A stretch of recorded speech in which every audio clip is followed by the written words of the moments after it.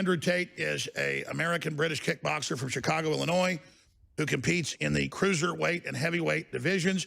He is three-time ISKA kickboxing world champion and Infusion Live champion. He is the son of late chess master Emery Tate. So he's not just tough, smart guy, and also commentator on Real Extreme Fighting, the largest MMA promotion in Romania. 2016, Tate competed on the 17th season of British version of Dutch reality show Big Brother as well. Good friends with Paul Watson. But the big thing is he's pro-free speech and isn't afraid to stand up against all the deplatforming, during all the platforming, showing he's got courage most don't have. It's good to have you here. Absolutely. It's a pleasure to be here, Alex. And I think the deplatforming is pretty much the biggest endorsement you can get nowadays. Why would they deplatform you unless you were telling the truth? I think that's the fact behind it all. Well, they started with us. They're moving on to everybody. Where do you see all this going? I mean, what can the people do? What can Trump do? Where do you see it going? Yeah, it's difficult because you have a lot of people who will sell their soul, and they sell their soul to the devil just to keep their platform or just to be promoted. I was saying this earlier with David Knight. If you look at the people within the sports world or people within the liberal Hollywood elite, etc., the people who get to the top are the ones who sell their soul and go furthest down the rabbit hole. So it's almost a race to the bottom. Who can be most crazy? Who can be most liberal? Who can sell their soul the quickest? Because that's the only way you get promoted nowadays. And that's what's happening. People are just giving up their morals. That's like all these top lawyers in D.C. go, oh, we support pedophiles. We like to go to Disney and look at kids. That's the whistleblower's lawyer. I mean, they're advertising it to say we are the scum of the earth. Absolutely. We are the scum of the earth, and we'll accept anything, and we're the most degenerate, so please promote me and make me famous in some way or another. So they're literally auditioning for the devil. Yeah, it's auditioning for the devil. Is who can be the biggest piece of garbage. That's all it comes down to. It's How the hell did they get all these people to do this? I mean, I will say this. I'm not the best looking guy. You're a good looking guy, tough guy. Conservatives in every study are better looking, stronger, more successful. People that support leftism now look like classical Slimer from Ghostbusters meets a pedophile. They're nerds. They're nerds because this is how socialists think, because socialists have groupthink. So if you're a big, strong alpha, you have a degree of individualism. If you're a sheep, or you're a small little individual who feels like he needs safety in numbers, then you're going to be a socialist. That's what it comes down to, is safety in numbers, isn't it? It's like... But they're never even getting anything from the globalism. It's like a reflected power. Yep. And it's crazy. Yeah, crazy is absolutely the word, but they just feel safer if they think, well, you know, if we all band in together, you know, hopefully we're in a big enough group, someone else will die and I won't die. They don't want to protect themselves. They're like schools of fish. Absolutely. And of course, there's little guys and guys that aren't physically tough that have moral courage who are amazing. It's not just a physicality, but they have that light in their eyes. People that support this evil are literally look like they're dead. They can hardly talk. Statistically, they're dying. They have diseases. They're committing suicide. I mean, the wages of sin are death. Something's happening. People are getting stronger or they're getting weaker. It seems like there's an acceleration of that. Yeah, and that's going to be the lines that are drawn, I think, in the end. I mean, I always say this as an example. If you were to get 100 liberals and 100 conservatives and have a Royal Rumble, who are you betting on? I always say it. Yeah, it's clear to everybody to see. And these liberals are just pushing their agenda of absolute degeneratism. So, well, also there's a subconscious thing with scumbags and psychopaths is they want to get caught. And at a subconscious level. So they're just begging for us to crush them. And really, it's us putting up with this crap that's allowed it.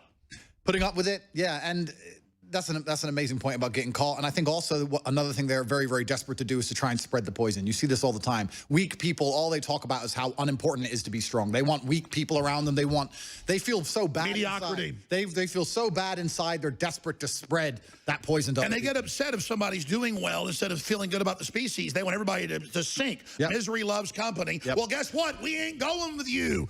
And you're right. I mean, they will terrorize anybody that doesn't submit to them. So, you know, and I expect Barr and what Durham have said. What do you think, Andrew?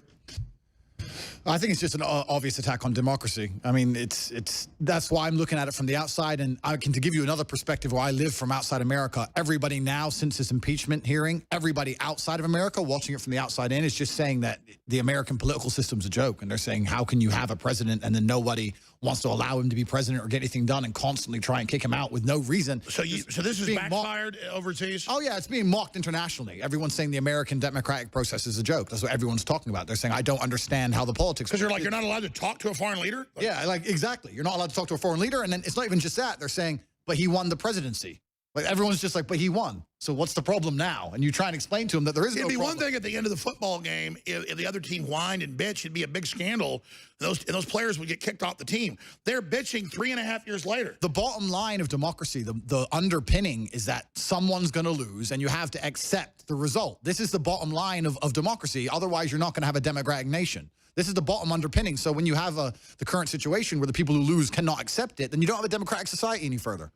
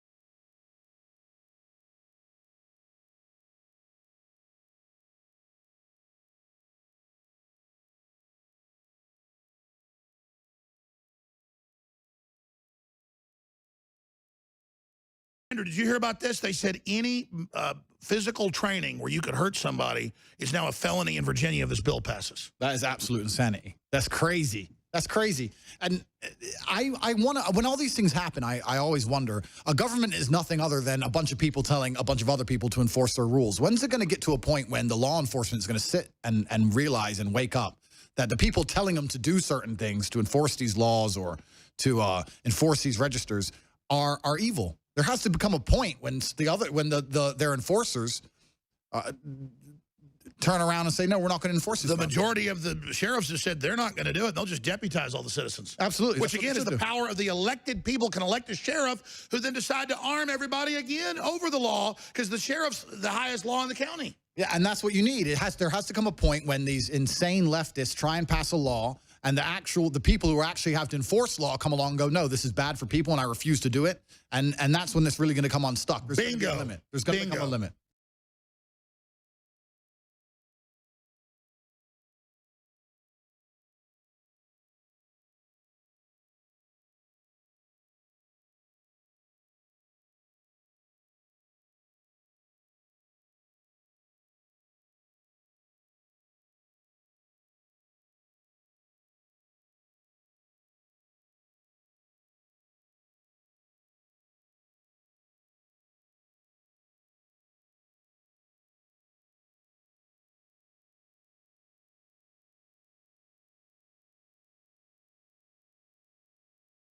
I was asking, I mean, because you're heavyweight champ, cruiserweight champ, and some of the biggest, roughest, groups out there, some of the top ones. I mean, this is rougher and more dangerous and bloody from what I've seen. You're the expert than the stuff we see in the UFC here in the U.S. Yep. I was asking, are you retired? Are you going to come back? I know you recently fought.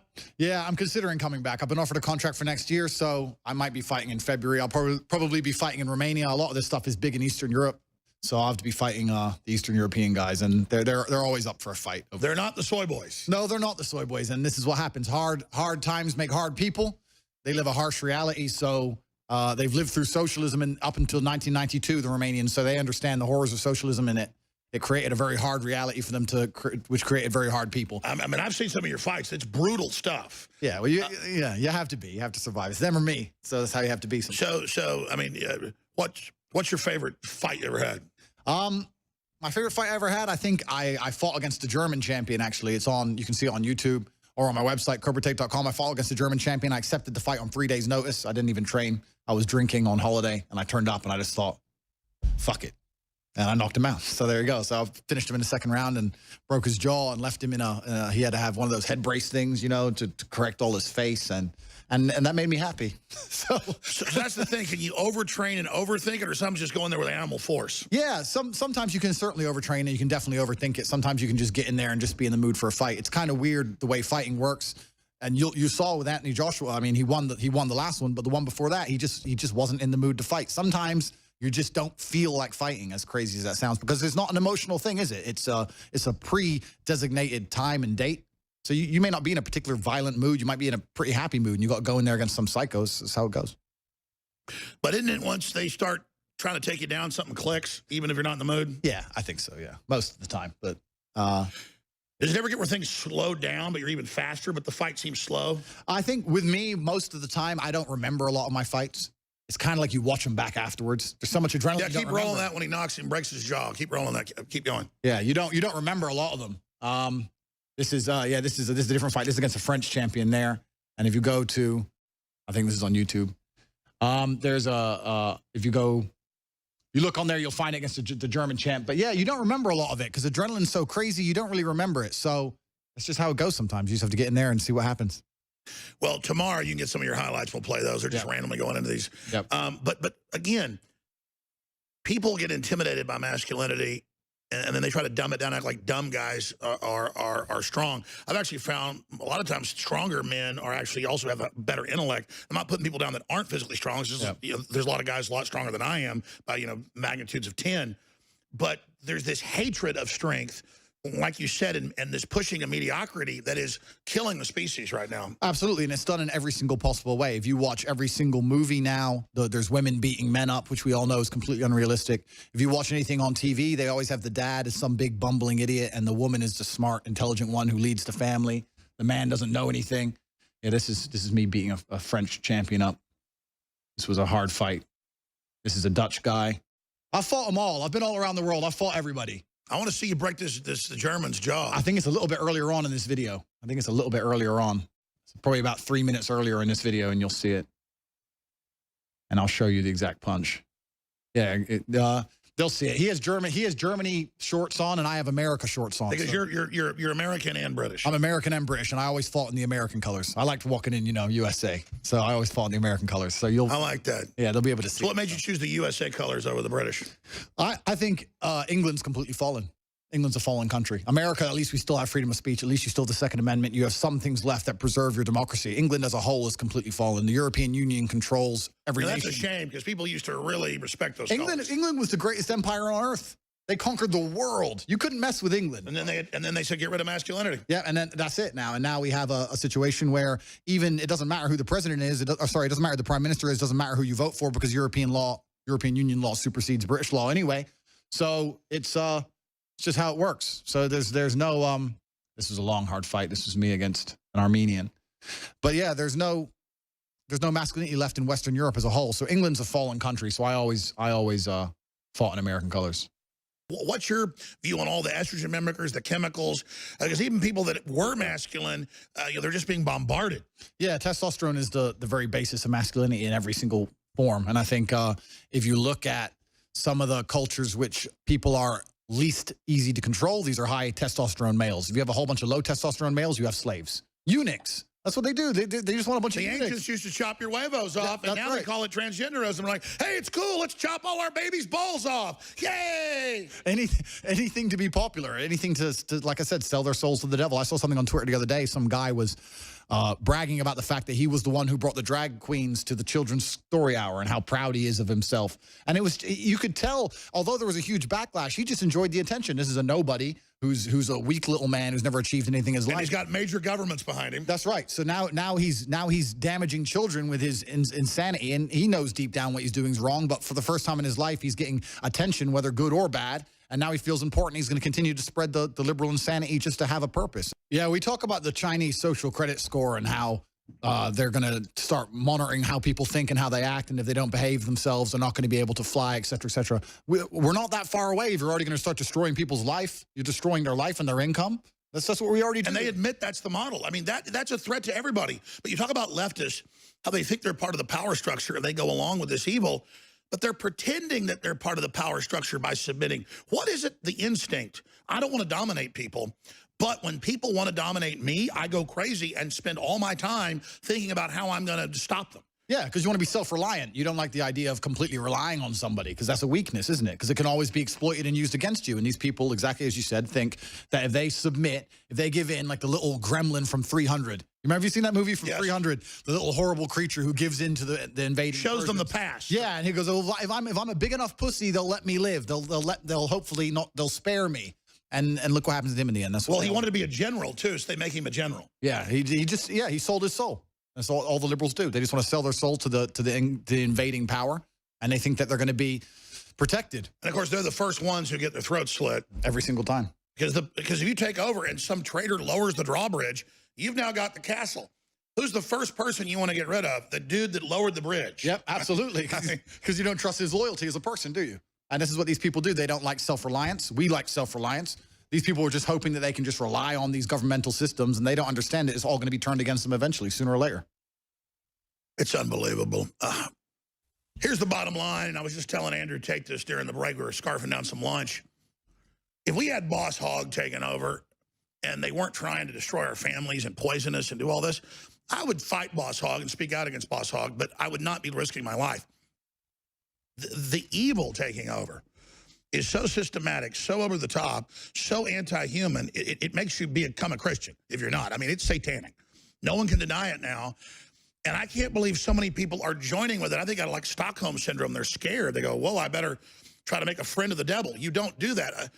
What would you call this time we're in, Andrew Tate? Yeah, that's the ultimate act of cowardice, isn't it? Instead of resisting, you just pretend there's no problem, putting your head in the sand. It's the ultimate act of cowardice, and you'll see this all the time. When people are afraid to resist something, it doesn't matter what the issue is, doesn't matter what the particular gripe is. If they're afraid to resist and fight against it, the first thing they do is pretend there's no problem. Oh, what problem? Oh, it's fine. It's okay. What censorship? I don't see censorship. Like, you can point it out right directly in front of them, but they'll ignore the facts because then they don't have to be upset or concerned about what's going to come because they don't want to be concerned because they don't have any kind of balls to resist it. So they're going to pretend it didn't happen at all. I agree. And there's this paradox where there's no world government. Nobody wants your speech. There's no human-animal hybrids. And now we're going into, oh, yeah, that's all real. You better shut up or we'll arrest you, not just take your speech. So one group is saying it doesn't exist. One group's awake saying we need to do something. And then another group is saying it does exist and you better submit to it. So we're kind of entering that point where how are people going to deny all this when it's all out in the open now? And that's what we said earlier about, and that's what Owen was saying. They're going to ban all the conservatives. And then once you're only left with liberals, they're going to decide who's more liberal than others, who believes in what, and they're going to continue to ban people and it just gets more extreme. Yep, natural selection until you're left with the top most crazy 1%. That's what happens with the jihadis. Yep, that's exactly what happens. Yep, absolutely right. What is it? I mean, I've been to England a lot, and I'm just in the last 20 years, I've probably been there 10 times. And I mean, it's just every time I go back, it's worse, more unrecognizable. And then you go out to rural areas, and it looks like London stand. Yeah, that's London now, and it's we've got the Muslim mayor who promotes it. And what happens with the native English people? What do most native English people do? They pretend there's no problem. They say, what problem? Oh, it's fine. I don't know what you're talking about. This is the ultimate act of cowardice, is to pretend there's no issue at all. Because it's the easiest way to, you have an excuse then to not resist it, don't you? If you pretend. And again, if they were people coming in adopting some of the culture, it'd be fine. They're not adopting. The government doesn't want people to adopt the culture. But I mean, take Mexico. A lot of machismo, tough, some of the best fighters. You don't go start a fight with Mexicans anywhere. They'll fight back and probably kick your ass. But they're so dominated by their government. What is it? Yeah, absolutely. There's a level of corruption, like you said, that they get to where there's just how can you compete? They don't feel like they can fight against it. Even the cartels now. The cartels are running rampant. The police can't deal with them. I was speaking to a Mexican friend of mine. I was saying, well, Trump offered to come along and obliterate them. And he's like, well, the cartel and the government, they're all kind of talking to each other. They're all half friends. You know, everything's so muddled over there. It's hard to find a good and bad. Everything's muddy. We're starting to get like that. Yeah, we're starting to get like that. And then it goes downhill from there very, very